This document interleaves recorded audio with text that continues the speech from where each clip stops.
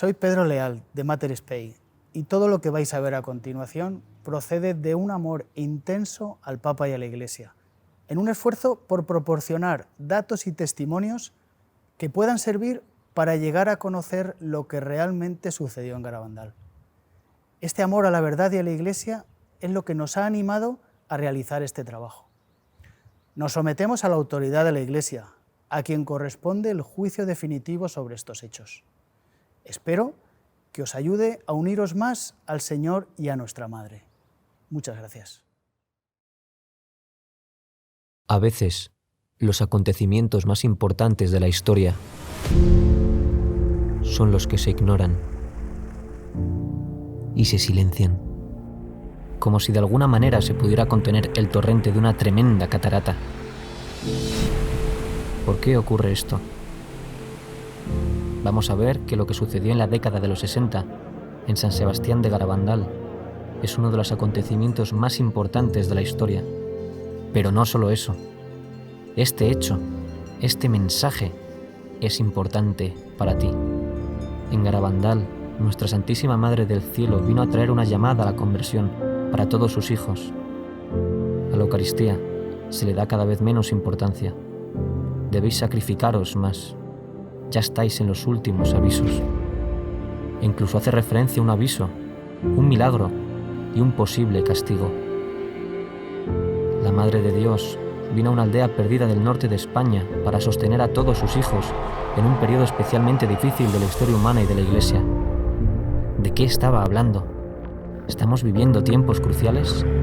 Sacerdotes, obispos y cardenales van muchos por el camino de la perdición y llevan con ellos a muchas almas. Esto era difícil de creer en la década de los 60, ahora ya no. En el transcurso de esta investigación hablaremos con expertos, médicos, teólogos y testigos oculares para tratar de responder a las preguntas clave. ¿Qué sucedió exactamente en Garabandal? ¿Por qué fue tan rápidamente ignorado y olvidado? ¿Realmente ha sido estudiado? ¿Fue silenciado? ¿Es auténtico? ¿Por qué no ha sido aprobado? Miles de apariciones, milagros, grandes gracias de conversión son hoy una catarata imparable. Nuestra Señora del Carmen de Garabandal continuó derramando sobre el mundo sus bendiciones. Ella, la Madre de Dios y Madre nuestra, desea que sus hijos vuelvan a Dios antes de que sea demasiado tarde.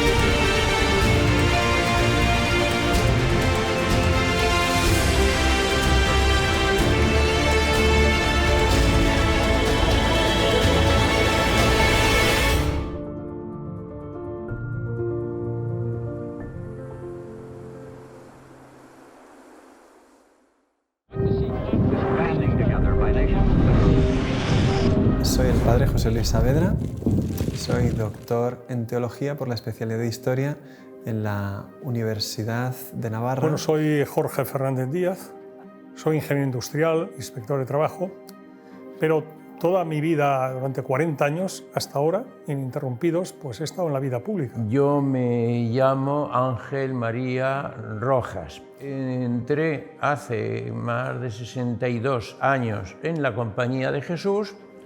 Me ordené de sacerdote hace un poco más de 50 años. Soy Javier Paredes, catedrático de Historia Contemporánea de la Universidad Estatal, y entonces comprenderás que yo las apariciones de Garabandal las vea también con mentalidad histórica. En cada lugar de apariciones, el mensaje que Dios permite dar a la Virgen o que da Dios mismo a través de ella viene a ayudar a la Iglesia de una manera concreta en su tiempo y la sociedad y la historia real en la que está viviendo. Lourdes era una lucha contra el racionalismo. La Virgen le pidió a Bernadette beber barro y comer hierba.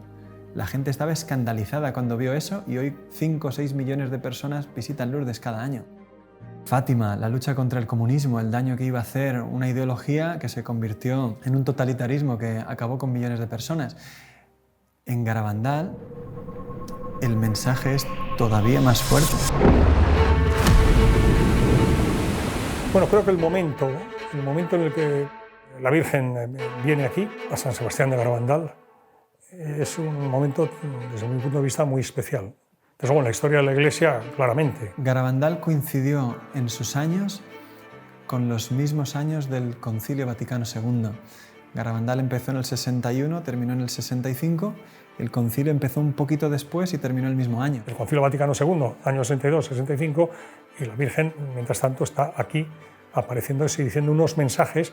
Uno entiende ahora, pues, con mucha más profundidad, el porqué de en ese momento histórico. Durante el siglo XIX triunfa una idea que venía arrastrándose desde siglos, concretamente desde la ruptura de la cristiandad desde Lutero, que era la introducción del concepto de autonomía del hombre. El hombre es un ser autónomo que se puede dar a sí mismo sus propias leyes. Eso mismo ocurre al final del XIX y principios del XX dentro de la Iglesia. De hecho, Juan Pablo II, en una de sus encíclicas más importantes, se llama Veritatis Splendor, en los números 4 y 5 habla de una crisis enorme introducida dentro de la Iglesia, donde los mismos seminarios y facultades de teología se han apartado de la doctrina de la Iglesia. Y en los 10 años siguientes al concilio, 17.000 sacerdotes se secularizaron y 25.000 religiosos y religiosas abandonaron la vida consagrada. Y lo vemos concretamente en la crisis de las vocaciones. Normalmente hasta el año 1964 se mantenían en un nivel de 8.100, 200 seminaristas mayores en España. El año 1964 baja al número de 1.000 y se mantiene en 1.000 algo. O sea, la crisis en torno a los años siguientes al concilio fue increíble, increíble. En el año 62, exactamente cuando empieza el Concilio Vaticano II, se produce la crisis de los misiles entre Estados Unidos y la Unión Soviética, con ocasión de la colocación de aquellos misiles que había instalado la Unión Soviética en la Cuba de Fidel Castro. Eso es octubre del 62. Sabemos que se estuvo al borde de una guerra y ahí parados, esperando órdenes, y mientras tanto el teléfono rojo sin parar de comunicar entre Kennedy, Khrushchev, etcétera, etcétera. Han sido momentos de una extraordinaria gravedad en lo que hace referencia a la posibilidad de que estallara un conflicto nuclear, absolutamente. Vamos a ponernos en 1961, los que conozcan Garabandal, que echen la vista atrás lo que era Garabandal, el pueblo San Sebastián de Garabandal, a donde no se podía subir en coche, con unas niñas que eran prácticamente analfabetas, que muchas de las cosas que les decía la Virgen no las entendían. ¿Por qué la Virgen les dice a unas niñas unas cosas que no entienden, pero que sí que las transmiten? Porque Garabandal es una aparición para todos nosotros.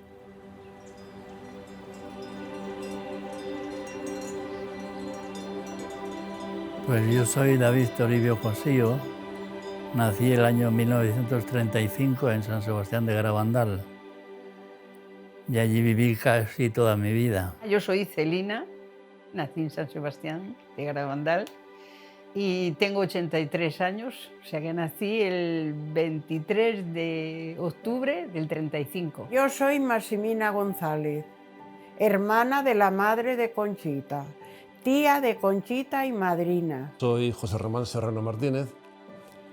En su día estuve en Garabandal en el año 61, era veinteañero. Mi padre tuvo la fortuna de llegar a Garabandal a través de un buen amigo, Eustaquio Cuenca. Y bueno, de alguna manera se llegó a un acuerdo entre ellos de decir, oye, ¿por qué no va tu hijo a dar unas clases por allí, estos chavales? Pasa un fenómeno, un mes o 2 meses allí, en el verano entero. El pueblo no se parece nada hoy a como era entonces. Entonces había muchos pedruscos, muchas piedras, charcos, desigualdad del terreno. Era complicado andar por el pueblo en aquel tiempo. Allí me preguntan a veces, me dicen, ¿allí fuiste al colegio? Digo, allí hice las carreras detrás de las ovejas, al colegio muy poco. Cuando nevaba, que no podíamos salir al campo a trabajar, entonces íbamos, que eran fiestas para nosotros. Pues casi todo el trabajo era al 100% ganadería.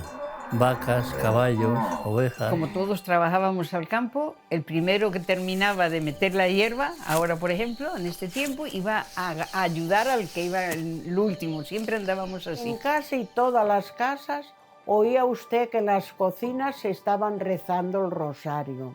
Yo me recuerdo de mis padres, yo recé mucho y me hacía la dormida a veces para no rezar el rosario en casa.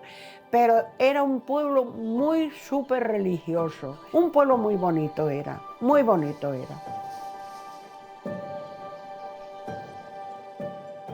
Yo tenía 26 años y cuando empezaron las apariciones, que empezaron el 18 de junio de 1961. Ese día, 4 niñas, Mariloli, Jacinta, Maricruz y Conchita, están jugando en el pueblo, robando unas manzanas de un vecino, cuando, de repente, escuchan un trueno. Levantan la cabeza, miran hacia los valles cercanos, por ninguna parte ven la posibilidad de una tormenta. Es lo mismo que había sucedido en el comienzo de Fátima y en el comienzo de Lourdes. Un trueno es de lo que nos habla tanto Sor Lucía como Santa Bernadette. Las niñas están ahí reconociendo que han obrado mal, viendo que Dios les está hablando a través de ese trueno y de repente una de ellas cae de rodillas, su rostro se vuelve hacia el cielo y se queda pálida con un rostro como la cera. Cuando va a salir una de ellas corriendo a llamar a la madre de la niña, de repente las 3 que están a su lado caen de rodillas también y comienzan a ver lo mismo que está viendo ella.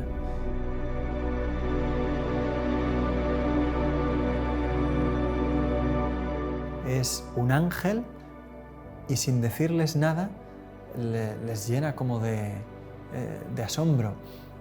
De hecho, cuando salen del éxtasis, desconcertadas y como en silencio, deciden ir corriendo a la iglesia. Cuando van bajando, una niña les dice: ¿pero dónde venís así? Ya responden: es que hemos visto al ángel. Ellas se van corriendo y llaman a la maestra. Queda tan asombrada la maestra que les dice: vamos a ver 2 o 3 días si esto continúa. O sea, ella se ve que confía en sus alumnas, que sabe que son chicas normales y que lo que les ha sucedido puede pasar. Al día siguiente, el párroco don Valentín las entrevista, una por una, sin encontrar contradicciones entre sus testimonios. Esa tarde, vuelven a la calleja solas, rezan el rosario, pero no sucede nada y tienen que volver a casa sin tener ningún éxtasis. Esa noche, cuando se van a acostar, las 4, cada una en su casa, escucha una voz que les dice: no os preocupéis, que me volveréis a ver.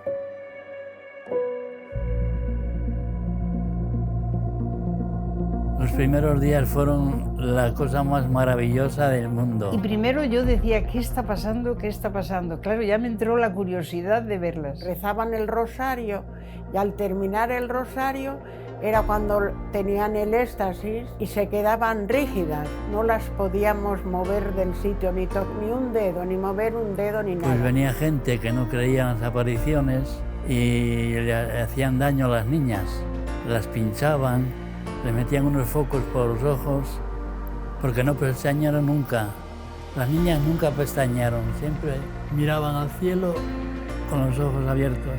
Entonces las madres vinieron donde nosotros llorando por el amor de Dios, cuidar de nuestras niñas que las están maltratando.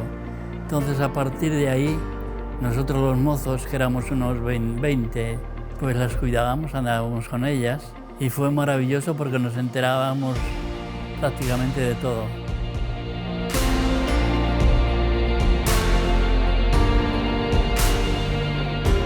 Pues el 4º o 5º día ya está el párroco tomando nota de lo que sucede y dice que hay 600 personas viendo los éxtasis y los domingos hasta 3000. Y es una aldea a la que hay que subir por un camino que es 1 hora andando y bien empinada la cuesta porque no se puede subir en coche. No había baños, no había apenas luz eléctrica, no había asfalto y se llena de gente aquello.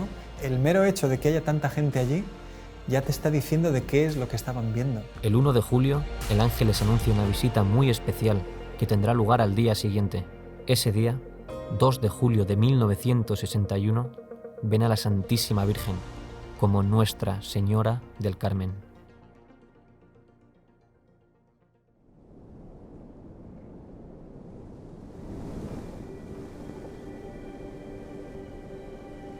Me llamo Juan Hervás y soy doctor en medicina y especialista en pediatría. Me licencié en medicina en la Facultad de Medicina de Valencia, en España, y posteriormente hice estudios de posgrado en Estados Unidos. En 2 lugares he estado, en Einstein en Nueva York y en Harvard en Boston. Verdaderamente Garabandal para mí constituye un hito dentro de las apariciones marianas desde el punto de vista profesional médico. La cantidad de médicos que aparecieron en Garabandal y estudiaron a las niñas, pues es que fueron muchísimos. Pero antes quizá empezaríamos diciendo algo sobre los protagonistas. Los protagonistas de Garabandal son 4 niñas de 11 y 12 años que vivían en esta zona aislada del norte de España, en la zona montañosa, y que por ese aislamiento tenían una edad que probablemente era inferior, quizá tuvieran 8 o 9 años de edad psicológica. Tuvieron, se dice que entre 2.000 y 3.000 apariciones, acompañadas con éxtasis muy prolongados, de incluso 6 y 7 horas de duración. Todo esto, unido a fenómenos extraordinarios visibles, hizo que vinieran muchísimos médicos y también, ya digo, pues teólogos. Por eso, en el cuadro que se llama La Calleja, pusieron maderas por arriba y por abajo para que no entraran a tocarlas. Intentaron moverlas muchos. Yo personalmente intenté elevarlas, cogerlas, las asilas y levantarlas estando en éxtasis, y bueno, imposible. Salían de la iglesia en éxtasis y tenían que subir a la calleja, debajo de los pinos. Entonces los mozos teníamos que ir uno por un lado, otro por otro, y unos delante y otros detrás. Era una sensación rara.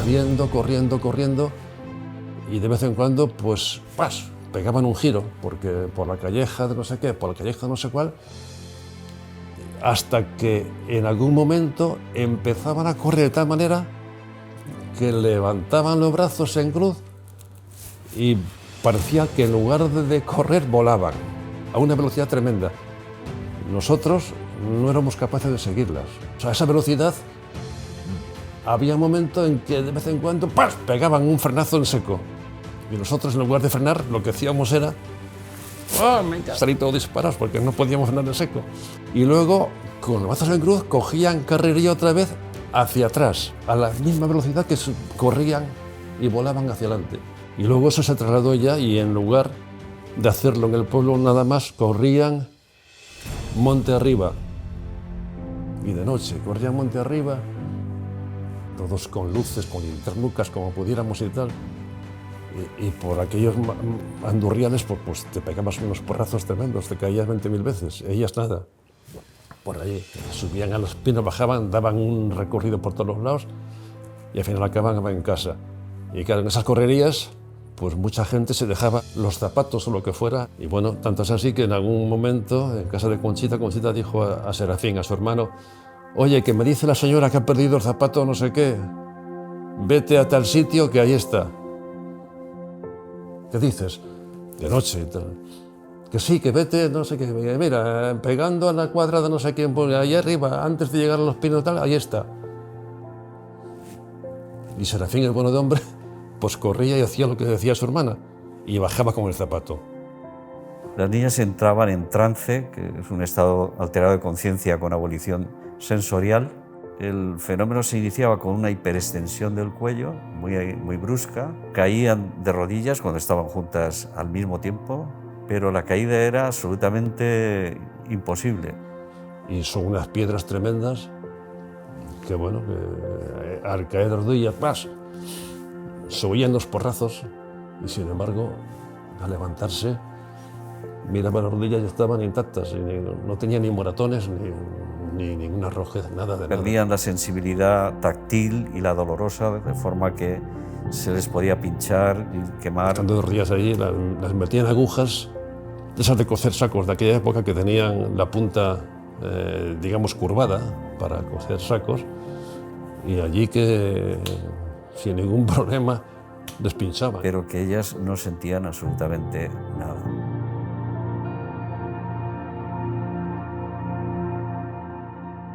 apareció por allí Máximo Fröschler, ingeniero alemán, vivía en Santander, y por las circunstancias que fuera oyó hablar de Garabandal, y este hombre nos decía: yo soy protestante, teóricamente no creo en la Virgen, pero bueno, yo no entiendo lo que está pasando allí.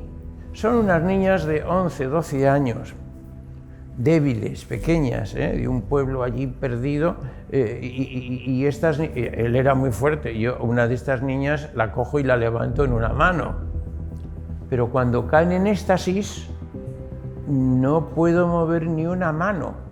Niñas que además se les veía relajadas, se movían tranquilamente y entre ellas se movía una a otra, así normal, pero yo, si intento mover una mano, no puedo. El prior de la Trapa, un hombre fortachón con el que he coincidido yo allí, entre él y yo, intentar en éxtasis levantar o mover un brazo de una niña, no hemos podido. Entre él y yo no es que no podemos levantar, sino no movemos un músculo. Pero además notamos que la niña no hace esfuerzo, está relajada. No lo entiendo. Por ejemplo, un señor de Madrid, un muchacho de Madrid, joven, no, de Barcelona, pues se arrimó a Simón, el padre de Jacinta, y le dice: Simón, yo no creo en estas apariciones. Bueno, yo no creo en estas apariciones ni creo nada. Ando muy mal espiritualmente. Y le dice Simón a este joven: mire usted, la niña de la izquierda es mi niña. Yo le doy permiso para que vaya usted allá y la toque, la levante o haga lo que quiera. Yo soy su padre y le doy permiso.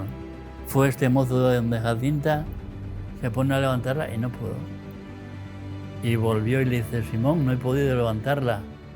Eso me parecía a mí, dice él. Termina la aparición y le dice Simón a Jacinta: Jacinta, este señor te quiso levantar cuando estabas hablando con la Virgen. ¿Quieres ponerte de rodillas para que te levante ahora? Se pone la niña de rodillas, lo al mozo y la levantó. Ahora creo en Garabandal, ahora creo en Dios. Ay, gracias a Dios. Ahora creo en todo. No, es que es impresionante. Es que sería incontable decir todo lo que ha sucedido en Garabandal desde estos primeros días. Es absolutamente desconcertante. Levitaciones, devoluciones de esos objetos religiosos besados. La niña tenía a lo mejor 100, 200 objetos, cuenta Pepe Díez, que se les hacía como una bola todo delante de lo que ella tenía, de medallas, rosarios, y cogía de uno en uno como fácilmente y lo devolvía a la persona que fuera sin preocuparse. Una señora le dio las medallas, la suya, la de su marido, la de su hijo y la de su nuera. La Virgen besa cada una de estas medallas y la niña no le devuelve a la señora las 4. Sin haberlos visto, le pone a cada uno la suya y sin equivocarse a las 4 medallas que la señora le había dado. Claro, la señora dice: ¿yo qué más necesito ver? Si es que llorando allí delante de todo el mundo, diciendo: es que es imposible que haya acertado las 4 medallas a cada uno la suya, sin saber ni quiénes somos, ni de dónde venimos, ni de quién es cada una, y sin mirar las medallas. La Virgen como se manifestaba dejando ver algo, claro, que atraía cada vez a más gente. Quienes volvían a casa y contaban esto hacían que viniese cada vez gente de más lejos. Soy Román Martínez del Cerro García de Blanes.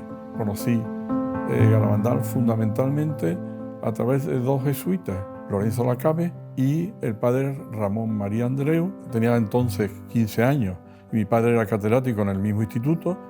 Con un pequeño 600 que teníamos, nos vinimos a ver a Garabandal. Dejamos el coche en Cosío.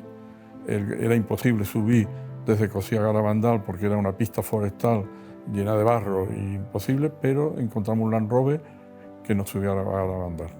Entonces la primera que yo viví directamente, a mí me gusta sobre todo hablar personalmente de lo que yo he vivido. Me han contado, sé mucho, he leído, pero yo lo que de verdad viví es lo que más me gusta transmitir porque lo hago de primera mano. Mariloli tenía aviso por la tarde, por la noche, y nos fuimos a la taberna o tienda que tenía su padre. Nos sentamos allí, tenía la escalera a mano derecha entrando, después una barra y no había sitio, habíamos 10 o 12 personas, y yo me senté en un saco en una esquina de esa tienda esperando esos avisos que la Mariloli podía tener. pasaban las horas y yo estaba, después del viaje además estaba reventado, me quedé dormido, mi padre se quedó dormido y todos estuvimos. Y más o menos sobre las 3 de la madrugada, de pronto yo me despierto, ruido, ya. Salimos todos corriendo y pasó la barra en la parte del fondo y Mary Lori se había caído en éxtasis en la cocina. Se había oído, fue impresionante el ruido de las rodillas en el suelo. Eso fue impresionante. Salimos todos a verlo. Yo tenía 15 años, yo iba más de curiosidad que otra cosa. A mí me pasó que cuando yo vi a la niña se transfiguraba. O sea, la niña se embellecía, pero una cosa increíble. La niña era una niña normal y corriente y de pronto era otra. Más bien pálida, con una sonrisa y con una cosa fuera de lo natural. Y a mí eso me impresionó tanto que me empecé a temblar y no era capaz de controlarme y lo pasé fatal. Pero fatal porque yo no sabía si me iba a caer o qué me pasaba. Nadie se me hacía caso porque todo el mundo estaba pendiente de la niña y yo era el que menos pintaba allí. Y en ese momento yo pues me dirigí a la Virgen y le pedí por favor que me quitara aquel temblor. Me lo quitó y desde ese momento empecé a disfrutar. Perdón.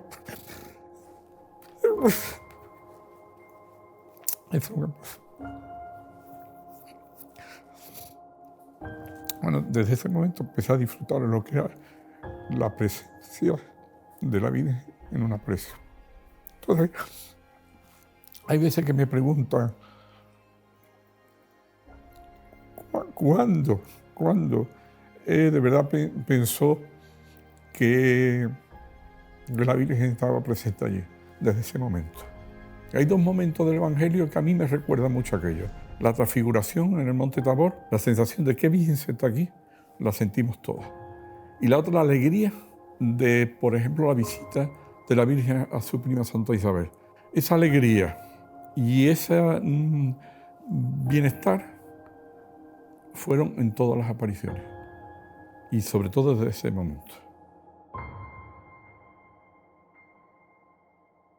Desafortunadamente, no todos estaban a favor. Especiales dificultades tuvieron muchos intelectuales. Así sucedió al llegar a la aldea la llamada Primera Comisión Episcopal. Solo subieron 3 veces en todo el primer año de apariciones.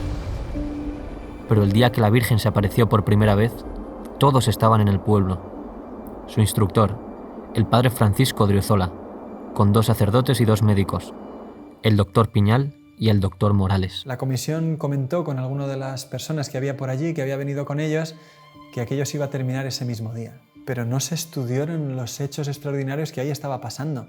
De hecho, el doctor Morales nunca más subió a la aldea. Él mismo lo cuenta en una conferencia que dio años después. Solo estuve en la aldea en una ocasión. Y sin embargo, de mis informes negativos vino la condena para Garabandal.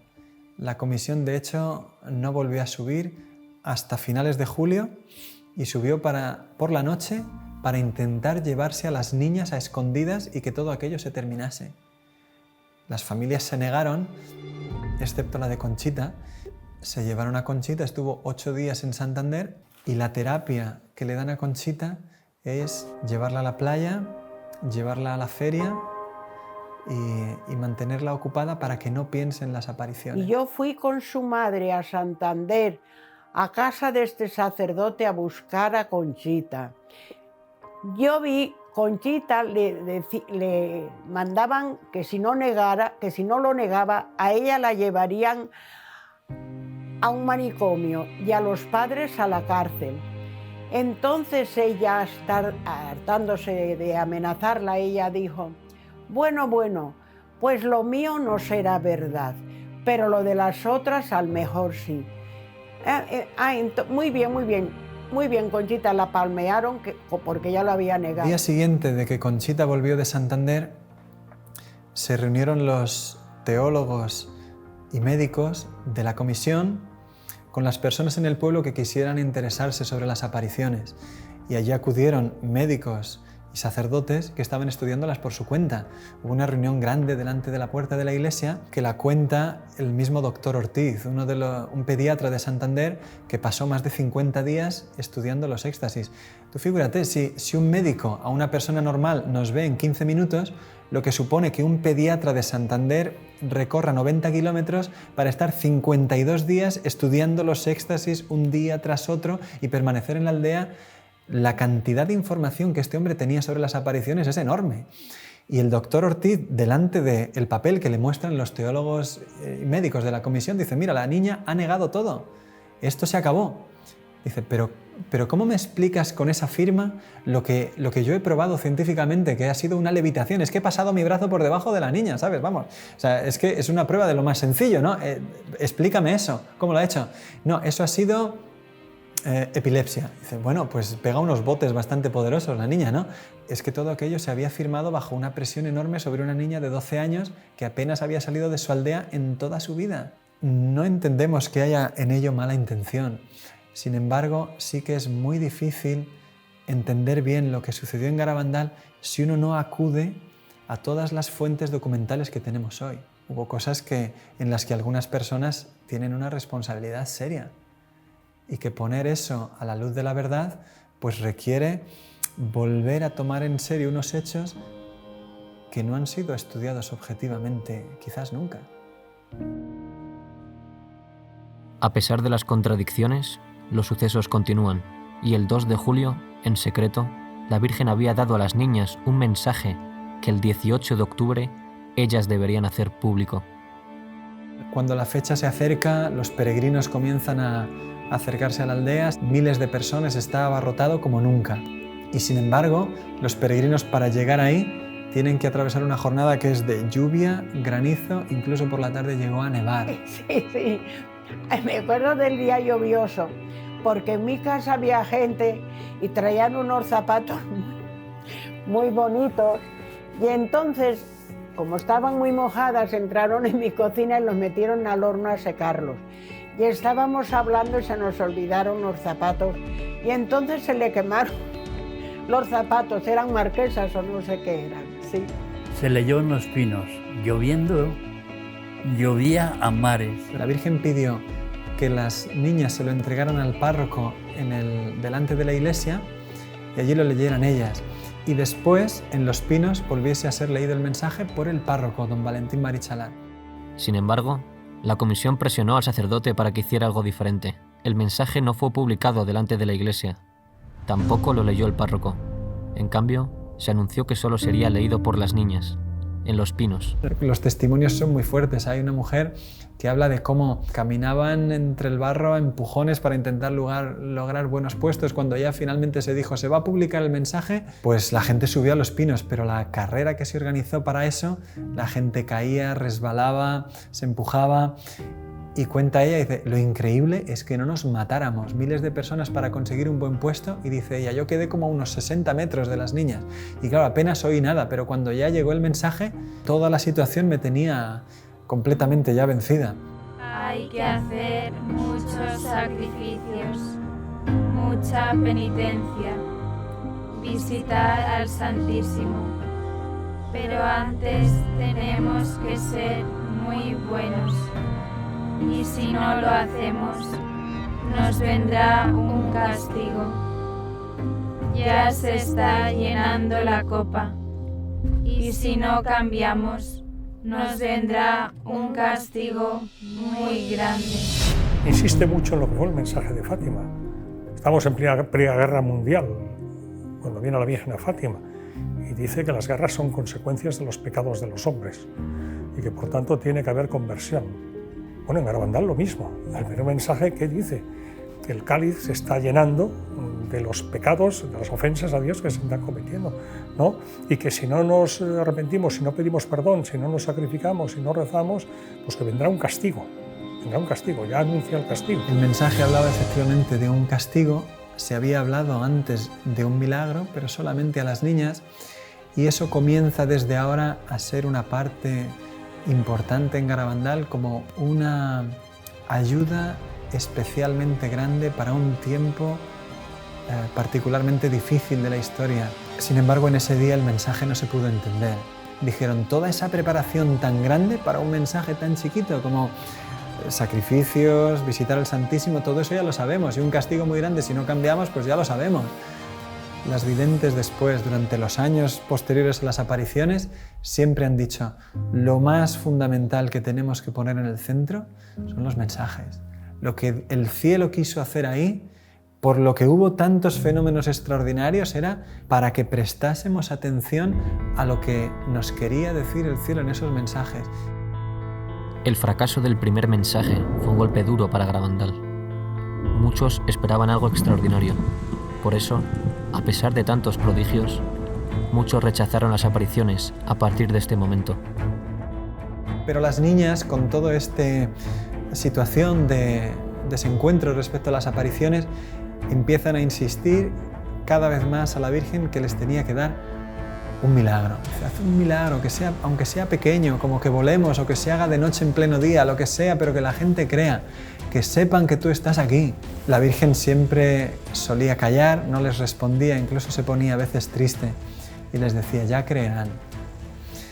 Pero un día el ángel les dijo, Dios va a hacer un milagro a través de ti y de mí.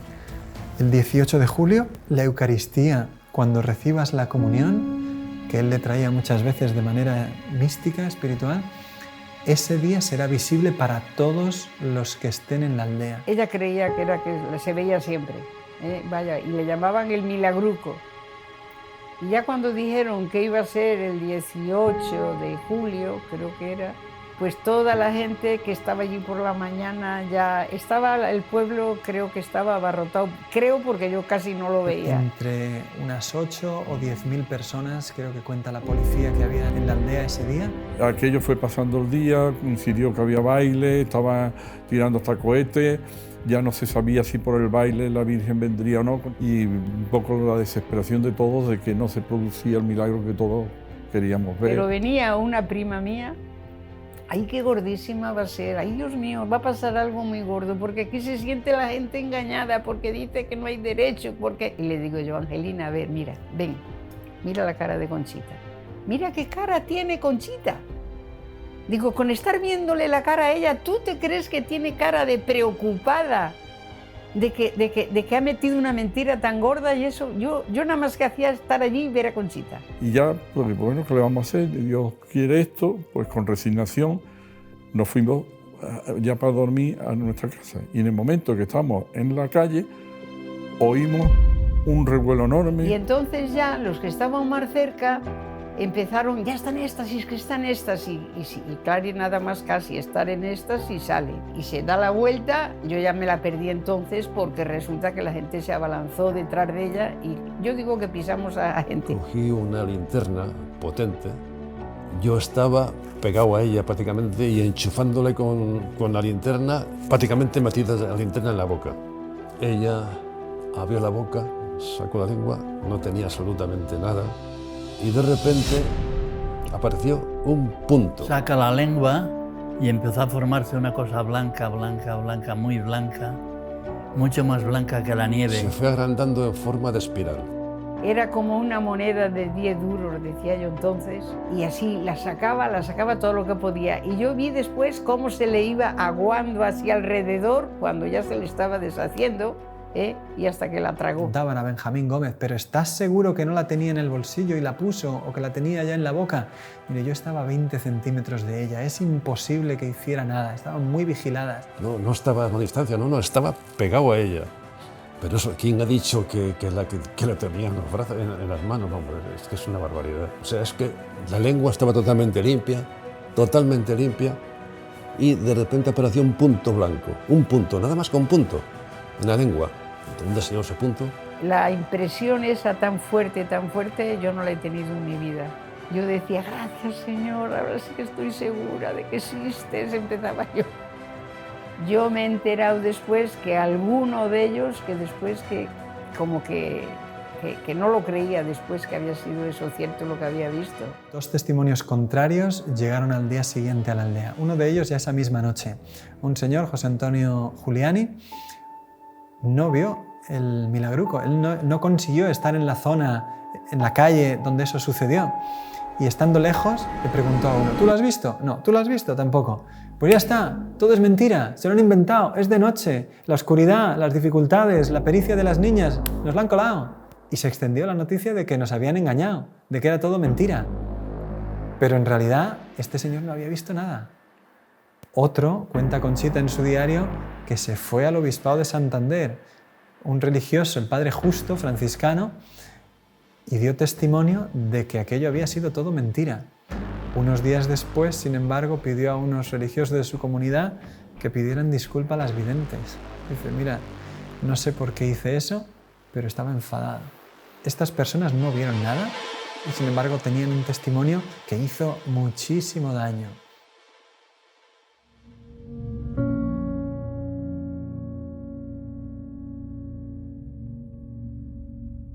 A partir del mes de septiembre de 1962 comienzan a hablar ya con claridad de un aviso, de un milagro y de un castigo. El aviso, según Garabandal, será un fenómeno mundial, una gracia de Dios para cada uno de nosotros. Yo creo que es una manifestación de la misericordia de Dios. Si uno se pone a pensar, el mejor favor que Dios nos puede hacer en este mundo es ver el estado de nuestra alma y a dónde iríamos, ¿no es cierto?, si nos muriésemos. La gracia del aviso será como si se detuviese el tiempo y todo el mundo pudiese ver su alma por un instante tal cual la ve Dios. Todo el bien que hemos hecho, todo el bien que hemos dejado de hacer y todo el mal que hemos hecho.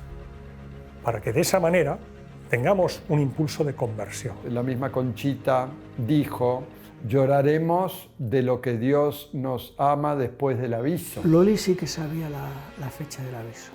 Y dijo que el aviso vendrá en un momento en que España y el mundo lo necesiten. Y habló de una iglesia que parecerá desaparecida. Hablaron mucho del comunismo. España estará muy mal. Yo le dije, ¿peor que cómo está ahora? Y dice, sí, peor. Sí, todos sabrán que viene de Dios y algunos intentarán negarlo. Eso se va a intentar desnaturalizar. Bueno, pues el Señor vuelve hacia nosotros. ¿Cómo? Con el milagro. Para que creamos que efectivamente eso ha sido como tú lo has vivido, lo has sentido o crees que puede haber sido, y no como te están intentando decir algunos. El pequeño milagro de la comunión visible está en contraste con el gran milagro que empezó a anunciar ahora, a partir del otoño del 62, en el que decía que sería un milagro enorme, muy grande, mayor que el milagro solar de Fátima. ¿Y ese milagro para qué vendría? Lo preguntó a Jesús en el año siguiente, en una locución el Señor le respondió, Señor, ¿es para convertir a mucha gente? No, Conchita, es para convertir al mundo entero. El milagro es tan fuerte, es tan impresionante, que sin una gracia especial te mata, como lo mató al padre Andreu, de felicidad, pero te mata. Yo digo que hay dos personas que han visto el milagro. Una fue el padre Luis María Andreu. A él le llaman el quinto vidente de Garabandal. De repente, mientras las niñas están en el éxtasis, él aparece en el campo de la visión y la gente que estaba en los pinos durante el éxtasis escuchó el grito de él que repitió 4 veces una palabra, milagro. Pero esa noche volvía en jeep con sus compañeros de peregrinación y contaba qué buena es la Virgen, cuánto nos ama, qué madre tenemos en el cielo. Hoy es el día más feliz de mi vida. Se quedó dormido y nunca despertó. Era un sacerdote de poco más de 30 años, joven, sano. Todo el mundo quedó perplejo porque había fallecido de repente, el día que había visto el milagro de Garabandal. Y hay otra persona que ha visto el milagro, San Pío de Pietrelcina. Y el padre Pellegrino, que la había aceptado poco antes de morir, dice, yo he sido el último hijo espiritual aceptado por el padre Pío en vida. Le dijo que había visto el padre Pío, había visto el milagro antes de morir. Lo que sí sabemos es que el padre Pío dijo que el velo que iba a cubrir su rostro 3 días después de su muerte, que se lo entregaran a Conchita. Este milagro, los testigos de aquellos que vivan el milagro, más esa señal que es muy importante, Garabandal se va a transformar en un lugar de peregrinación mundial. Y ahí es donde vamos a entender esto que dijo la Virgen cuando dijo, el milagro de Garabandal viene para convertir al mundo entero.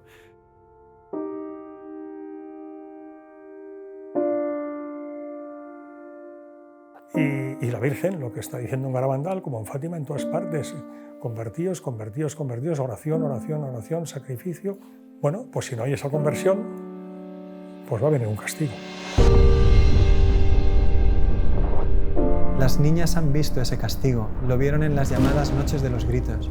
La Virgen un día prohibió que nadie subiese a los pinos, prohibió a la gente subir a los pinos. Solamente una niña pequeñita que tenía 6 o 7 años, pero la gente subió al final de las casas y de allí las oíamos. Y unos gritos, ¡ay, Virgen Santísima! ¡Ay, Madre! A los niños no, a los niños no. Yo esa noche pensé que era el fin del mundo, lo tenía totalmente creído. Entonces, porque ellas gritaban y decían que no venga, llévanos junto a ti, hablaban mucho de la confesión, que se confiesen todos primero, que no venga, que se confiesen todos primero. El miedo que tenían las niñas ahí arriba, viendo todo lo que vieron, se transmitía a nosotros. Con oírlas aquella noche, solamente con oírlas. Todo apunta que fue la revelación del castigo y de las circunstancias en las que tendría lugar el aviso, que parece que es una situación de gran persecución para la Iglesia y de grandes dificultades para el mundo. Las niñas le preguntaron, ¿y cómo se llamará eso? Y la Virgen dijo que se llamaría comunismo.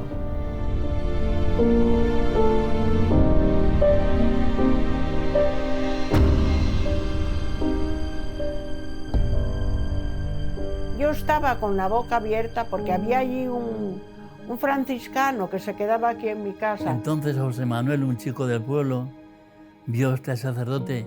¡Padre, padre, rece, rece, que estamos perdidos!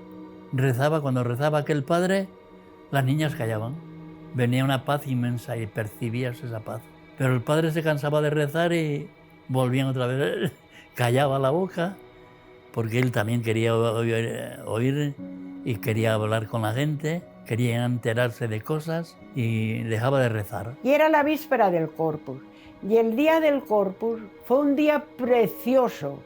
Unas confesiones, unas comuniones, una procesión del Corpus con el Santísimo. A mí me da pena que mucha gente, cuando hablan de Garabandal enseguida, piensan, y el aviso y milagro castigo, ¿por qué no nos fijamos en todo lo demás? Porque si hacemos caso a la Virgen en todo lo demás, no habrá castigo, que es un tema que dijo, quizás haya un castigo si la humanidad no se convierte. Pero la Virgen vino a decir mucho más y el mensaje de Garabandal abarca mucho más. Es como si al estudiar el Evangelio nos quedáramos. Y aquellos días, cuando vengan aquellos días, nos quedamos en esa frase. ¿Y cuándo serán esos días? ¿Y qué serán esos días? Pero hombre, léete el Evangelio entero, vive el Evangelio. Y no te preocupes de esos días que probablemente te habrás muerto tú antes. Vive como pide la Iglesia, que es como pide Garabandal. La gente se preocupa mucho del aviso, el castigo, el milagro, y no se preocupa del mensaje. Ser buenos. A la Eucaristía cada vez se le da menos importancia. Contemplar la pasión de Jesucristo. Eso es lo importante de Garabandal. Las apariciones iban llegando a su fin. Y en enero de 1963, las niñas dejaron de ver a la Virgen. Solo Conchita volverá a verla, aunque tendría que esperar casi 2 años. Al fin, el 8 de diciembre de 1964, la Virgen le anuncia que va a dar un nuevo mensaje para el mundo. Claro, todo el mundo tiene en la cabeza la crisis de las apariciones con el primer mensaje en 1961. Entonces, ahora, cuando todo está más dividido, de repente se anuncia otro mensaje y lo anuncia una vidente sola. Sin embargo, se va acercando la fecha y mira, todo el mundo esperaba algo. Tanto es así que llega a la aldea más gente que nunca. Hay crónicas de los periódicos que son impresionantes de esos días. Un periodista de Barcelona, Juan Poch Soler, que escribe: subimos el 17 por la noche. Cuando llegué a la aldea vi gente durmiendo bajo los dinteles de las puertas, en los pajares. Me puse a escribir para enviar algo al periódico y a mi lado había 2 inglesas durmiendo sobre sus codos. El pueblo estaba a reventar de gente. Había 12.000, 15.000 personas, no se sabe cuánta gente había ese día en la aldea. Cuando fue pasando la tarde, no llegaba, el éxtasis no llegaba, y en un momento la niña avisó a la gente que el éxtasis sería en el cuadro. La gente intentó buscar el mejor puesto cerca del lugar del éxtasis. Es impresionante, duró unos 12 minutos y en él se escucha a la niña decir algunas palabras, se la ve reír, se la ve llorar. Curiosamente, el mensaje de la Virgen no lo dio ella. Unos meses después la Virgen le dijo: ¿sabes por qué no vine yo el 18 de junio a darte el mensaje? Porque me daba pena decirte aquellas cosas, pero necesitabais saberlas para vuestro bien y si las cumplís para gloria de Dios. Como no se ha cumplido y no se ha hecho conocer al mundo mi mensaje del 18 de octubre, os diré que este es el último. Antes la copa se estaba llenando, ahora está rebosando. Los sacerdotes, obispos y cardenales van muchos por el camino de la perdición, y con ellos llevan a muchas más almas. A la Eucaristía cada vez se le da menos importancia. Debéis evitar la ira de Dios sobre vosotros con vuestros esfuerzos. Si le pedís perdón con vuestras almas sinceras, Él os perdonará. Yo, vuestra madre, por intercesión del ángel San Miguel, os quiero decir que os enmendéis. Ya estáis en los últimos avisos. Os quiero mucho y no quiero vuestra condenación. Pedidnos sinceramente y nosotros os lo daremos. Debéis sacrificaros más. Pensad en la pasión de Jesús.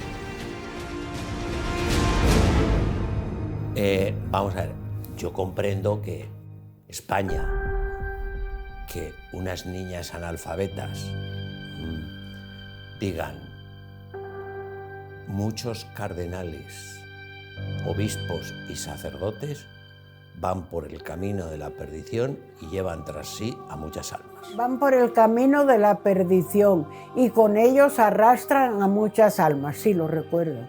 Obispos, que no dijo cardenales, porque era la palabra muy dura. En público, por no decir, porque es una palabra muy dura. Sacerdotes, obispos y cardenales van por el camino de la perdición y con ellos arrastran a muchas almas. Sí, lo vi. Nos pareció muy fuerte. Y también a las niñas. Las niñas lloraron muchísimo, no querían decirlo. Y las madres no querían decirlo. Ay, Dios mío, pero ¿cómo vamos a decir esto? Si los curas son santos, ay, Dios mío, ay. Pero la Virgen les obligó a decirlo. Ten en cuenta que estamos hablando del año 61, 62, 65. La guerra española terminó en el 39. En la guerra española murieron miles de sacerdotes por defender su fe, sacerdotes y obispos. Entonces, a la altura que uno tenía un sacerdote, era de un santo que no podía uno dudar lo más mínimo, ni nadie dudaba de la santidad del sacerdote. Ahí se ve muy bien también la autenticidad de las apariciones. Si la Virgen no les hubiera empujado, no lo habrían dicho nunca las niñas ni sus madres por todo el oro del mundo. La Virgen les mandó, sí, es necesario que lo digáis. Desgraciadamente, con el paso del tiempo y en la actualidad, hemos podido comprobar con dolor que era cierto que muchos cardenales, que muchos obispos, que muchos sacerdotes fueran por el camino de la perdición. Los ejemplos son muy dolorosos. Y que si se hubiera hecho caso a la advertencia de la Virgen que se iba por el camino de la perdición, pues algunos hubieran cambiado el camino y ahora no estaríamos donde estamos. 40 años después de las apariciones, en una entrevista, Monseñor del Val dijo: el mensaje de las apariciones es correcto, interesantísimo, importante y bueno. Lo que no puedo entender es que dijera que muchos sacerdotes, obispos y cardenales van por el camino de la perdición. Pero en la actualidad hemos visto y hemos conocido lo que sucedió desde los años 60 de una manera que nos ha desconcertado a todos. Los escándalos que han sucedido dentro de la Iglesia, la Virgen los estaba anunciando ya en Garabandal para que nosotros pudiéramos estar preparados, vivirlos de otra manera y no perder la fe en medio de una Iglesia que estaba viviendo mal. La Virgen había dicho, no habéis dado a conocer y no habéis vivido el mensaje. La Eucaristía. Garabandal es una aparición especialmente eucarística.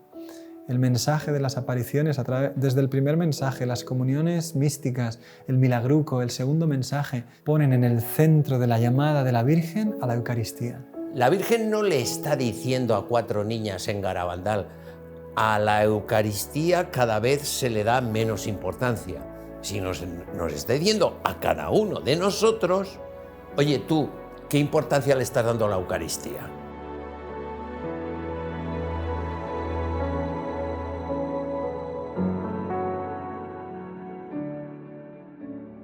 Los fenómenos terminaron con la aparición del 13 de noviembre de 1965.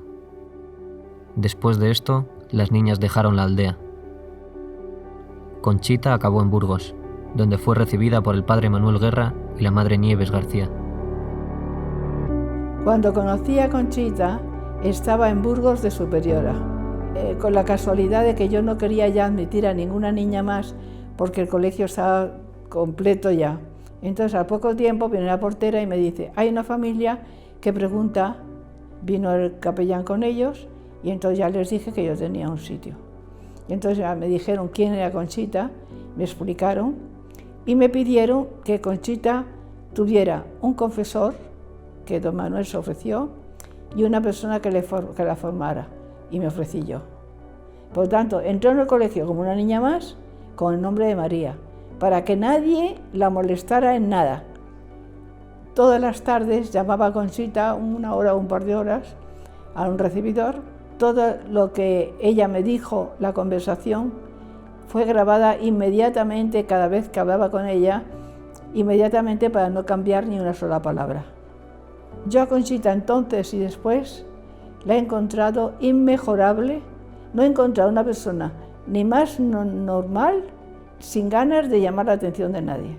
Cuando ella terminó las apariciones, le dijo a la Virgen que quería ser religiosa.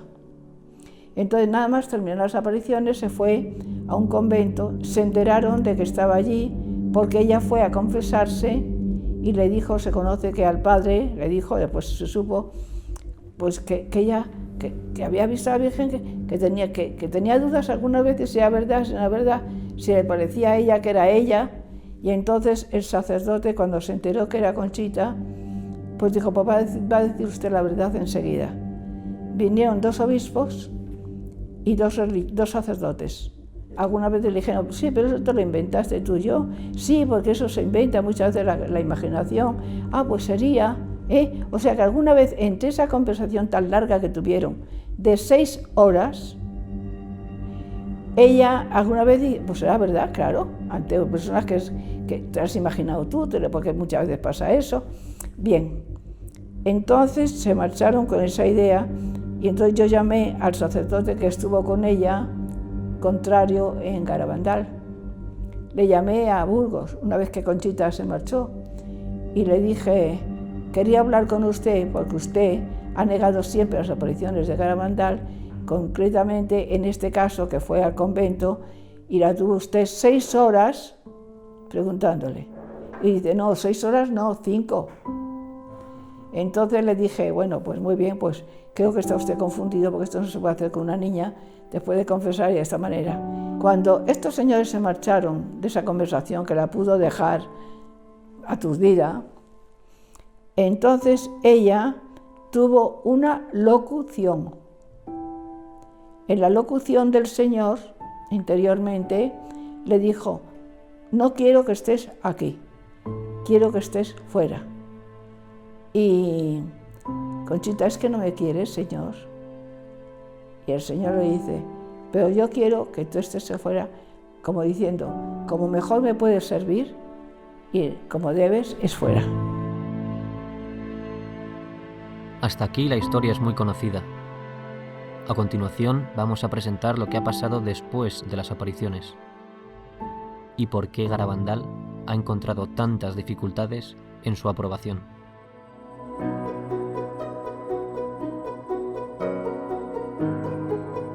En 1962, Monseñor Beitia rechazó las apariciones. 5 años después, Su sucesor, Monseñor Puchol, afirmó que todo había sido un simple juego de niñas. Su nota afirma que todo tuvo explicación natural. Cirarda, su sucesor, dijo lo mismo. Tras estos 3 prelados llega a Santander Monseñor Juan Antonio del Val, que había sido miembro de la primera comisión. Por esta razón, del Val sabía que las apariciones no se habían estudiado bien. Por eso intenta fundar una nueva comisión, pero fracasa 3 veces. Al fin, tras 12 años intentándolo, consigue el respaldo de Roma y con el apoyo del cardenal Ratzinger, en 1989 funda por fin la segunda comisión. Escuchemos ahora unos testimonios de esta época y después escucharemos un testimonio muy importante de esa segunda comisión. After the death of Padre Pio, the Holy See increases its interest in the events. I'm Ed Kelly. I was born and raised in Seattle of elderly Irish-American Catholic parents. I spent a lot of time in Santander in 71, and in 72 spent 10 months here. News, sensational, and documentary report. The first years, they didn't write anything. I didn't find anything in the papers until after the girls made their declarations of uncertainty. Then on the front page of the local papers, all of them, no hubo apariciones in Garabandal. Nothing. Everything has a natural explanation. And I read that, and the papers were stupid. I mean, there was so much that was illogical. I talked to the Bishop del Val Gallo. He had just made his own pronouncement that said, my predecessors have judged that it wasn't certain whether the apparitions were of supernatural origin or not. I'm in communion with those bishops.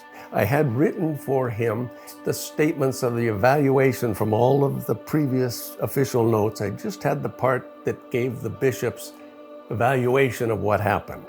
And he looked them over and he says, this one, the second note of Bishop Baetzia in 1965, this is the best statement on Garabandal and the one that conveys my opinion on it. And that was the note that had the statement of orthodoxy, that everything is in compliance with the traditional teaching of the Church, the real presence of the Blessed Sacrament, devotion to the Blessed Sacrament that is, and the Blessed Mother that's well known. Maternel Afiner, que es un sacerdote de lengua francesa que en Garabandal estuvo desde el principio estudiando las apariciones, fue entrevistado por la comisión.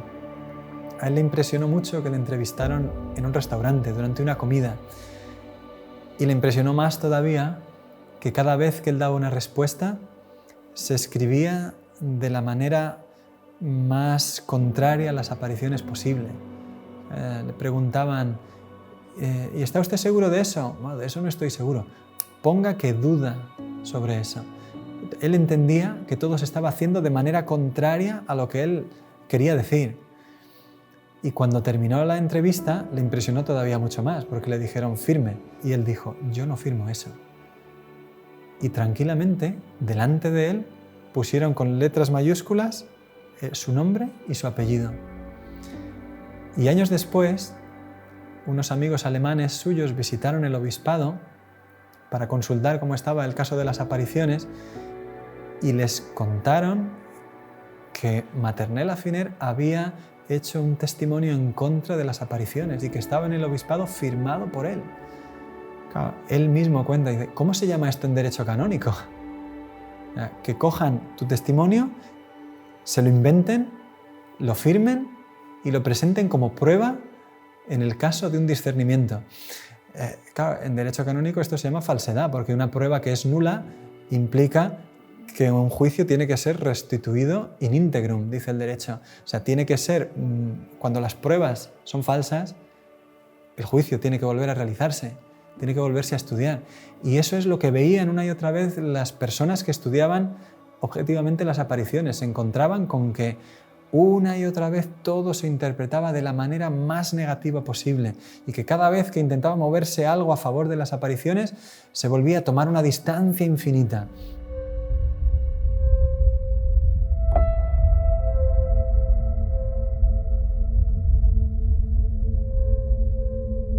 The story of Menchu Mendiolea. Interesting. Menchu Mendiolea, the daughter of a well-known businessman who had a religious goods store.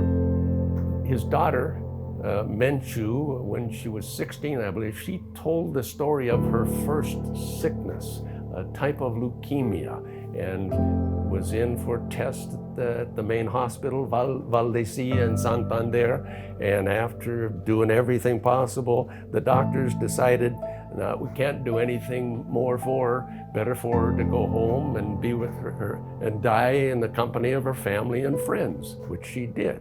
And they would pray for her. Well, someone came with a crucifix that had supposedly been kissed by the Blessed Virgin at Garabandal, and I think most people know that the girls reported that the Blessed Virgin told them, through articles kissed by me, my Son, our Lord Jesus Christ, will work prodigies and miracles. Crucifix, she venerated the crucifix, cured. Well, I guess by that time I had heard that someone from the Chancery went to Mr. Mendiolea and told him, please don't mention Garabandal with the cure of your daughter. It is not proper to connect apparitions which are false with a cure like this. So I went to talk to Mr. Mendiolea. And we talked. I says, is it true that someone came from the diocese to tell you not to mention it? Yes. Well. Desde la misma comisión que estudiaba las apariciones, no solo no se estudia la curación de Menchu, sino que incluso se silencia el hecho de la misma curación y se requiere a la familia que no hablen de ello en ninguna parte. 10 años después, en 1975, Menchu está embarazada de su tercer hijo, 8 meses de embarazo, y le vuelven a diagnosticar la misma enfermedad, eritremia. Su marido, el doctor Ángel Álvarez, es médico en el hospital de Valdecilla, donde ella había estado hospitalizada la primera vez. Y allí, durante un mes, hacen todo tipo de pruebas. Siendo el médico allí, consigue que todo el equipo de hematología estudie a su mujer, incluido el jefe de servicio.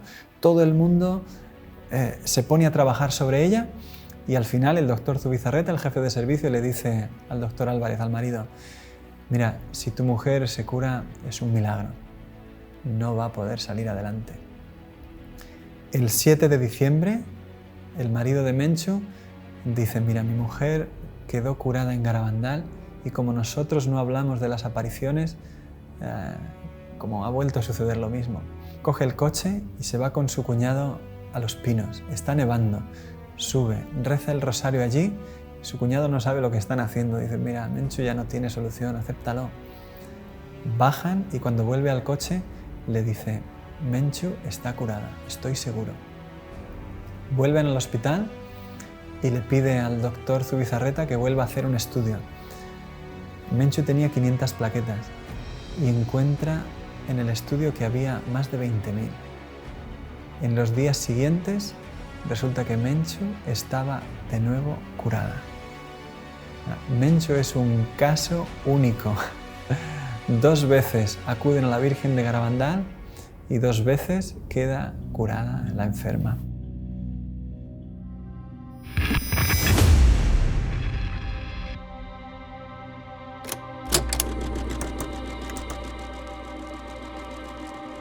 Creo que no tenía todavía 20 años cuando un teólogo, un escritor, hizo un comentario que le escuché sobre Garabandal.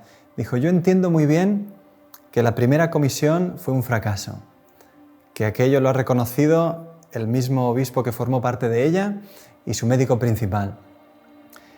Entiendo que las negaciones de las niñas ante Monseñor Puchol se realizaron bajo presión, Las niñas negaron las apariciones bajo una presión que hoy es indiscutible.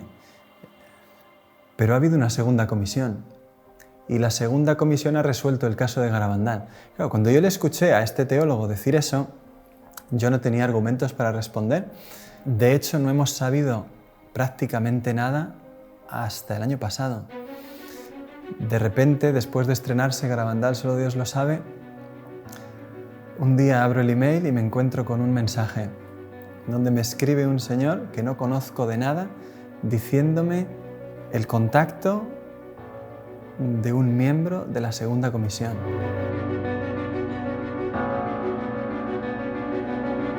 Me llamo Javier Vildósola, estudié la carrera de Ciencias Políticas y Sociología en la Universidad Complutense de Madrid. Después hice un doctorado en Antropología Social y hace 30 años pues a mí me invitaron a participar en un estudio, trabajo de campo, en San Sebastián de Garabandal. Ni siquiera había oído hablar de ello.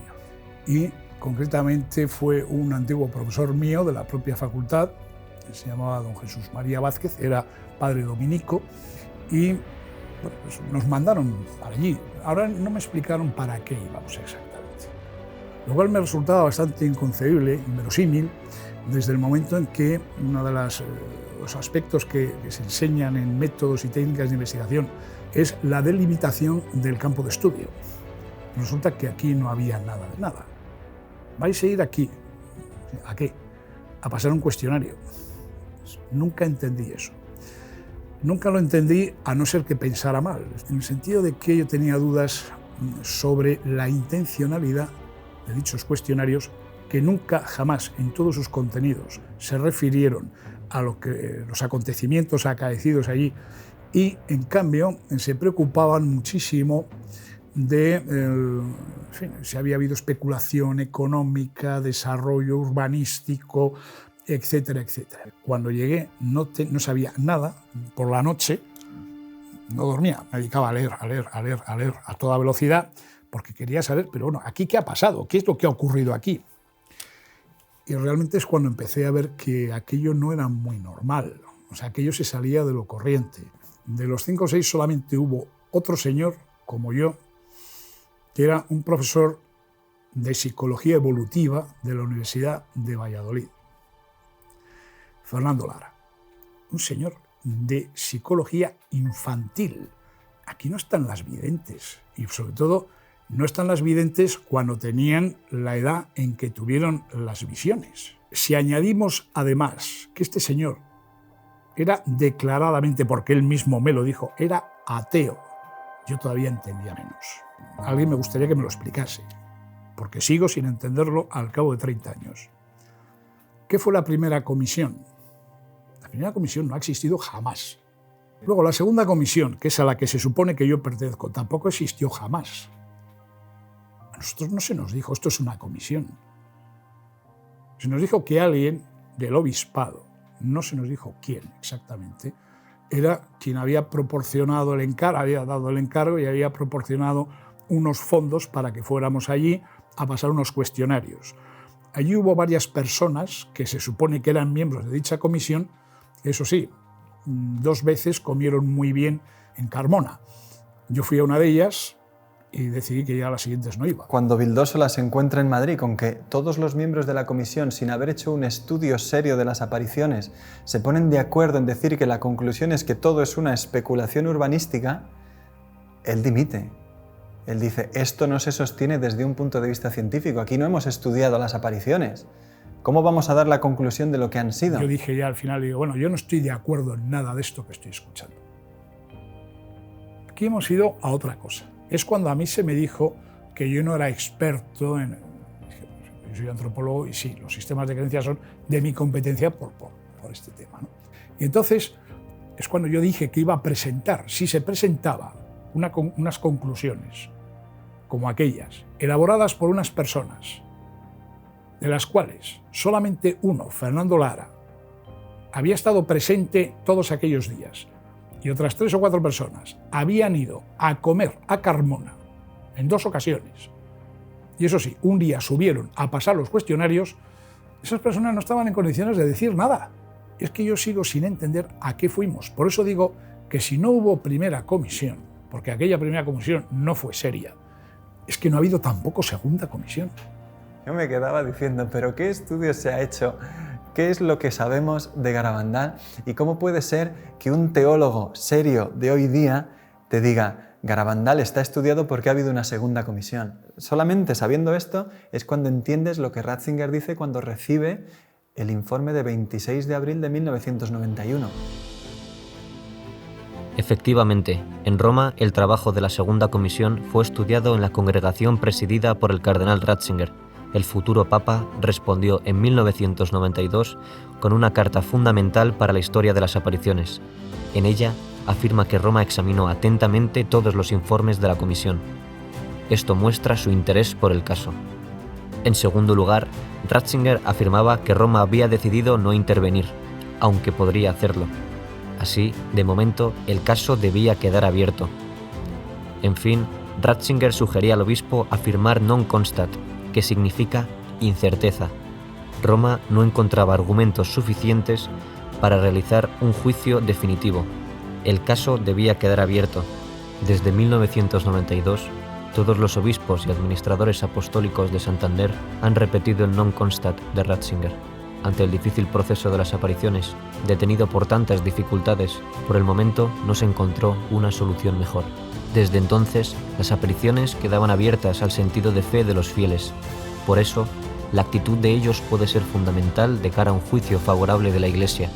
Y a más de 50 años del final de las apariciones, Garabandal todavía espera respuesta. Y que tenemos derecho a saber qué es lo que ha sucedido ahí. Después de más de 50 años, Garabandal sigue esperando respuesta. Sigue siendo un mensaje importantísimo para nosotros, para ti. Porque hoy, nuestra Madre sigue derramando sus bendiciones en Garabandal.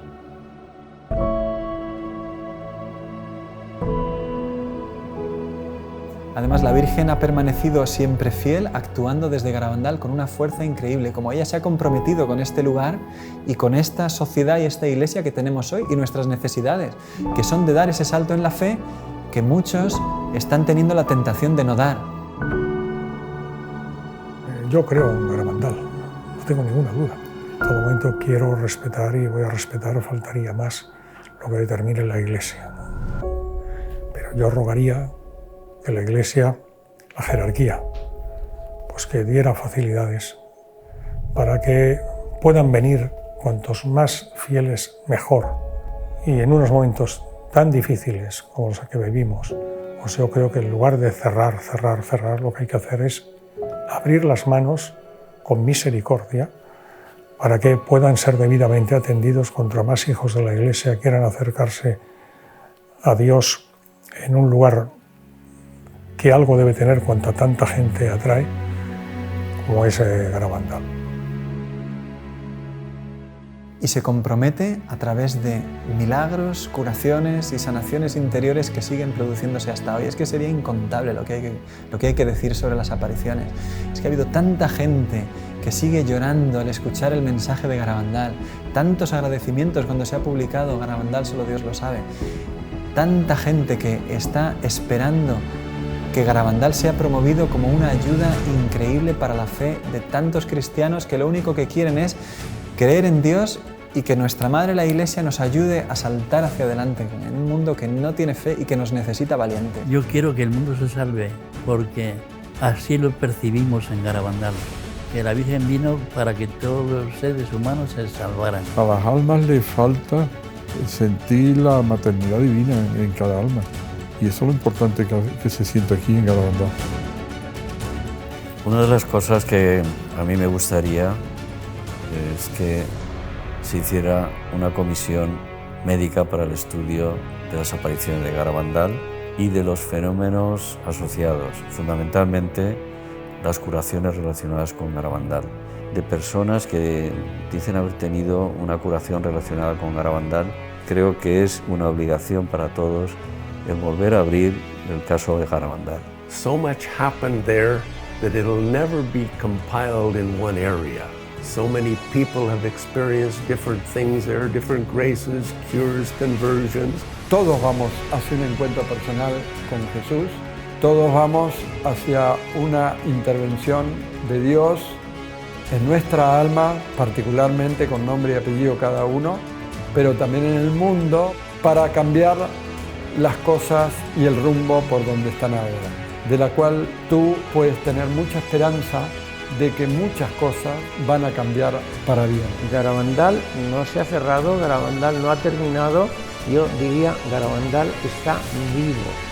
¿Cuánto está queriendo hacer el cielo a través de que se deje conocer el mensaje de la Virgen hoy? Porque esas son historias de hoy. Y si nosotros le dejamos, pues el cielo se vuelca. Y te das cuenta de que el grifo de las gracias en Garabandal jamás se ha cerrado. Y que la Virgen es como una madre auténtica que está a nuestro lado, derramando sobre la tierra una catarata imparable de gracias porque nos ama. Garabandal hoy es una catarata imparable.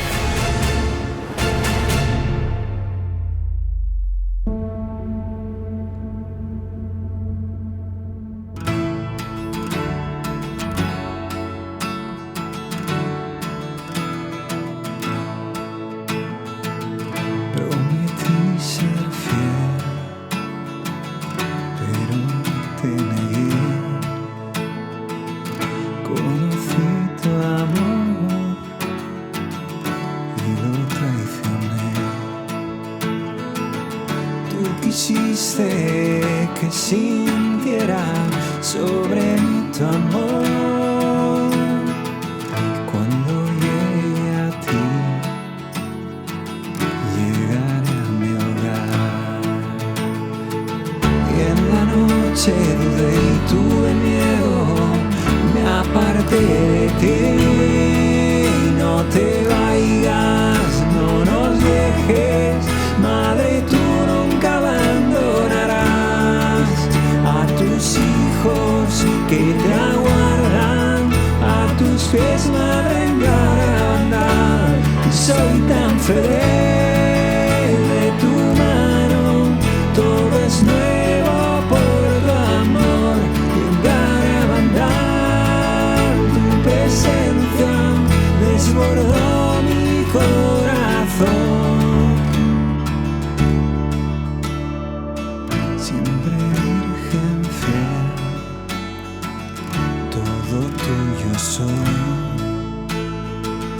Por tu amor iré donde quieras tú. Tú quisiste que sintiera sobre mí tu amor. Cuando llegue a ti,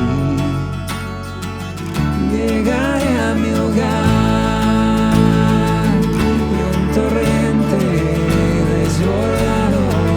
Fue tu amor por mí.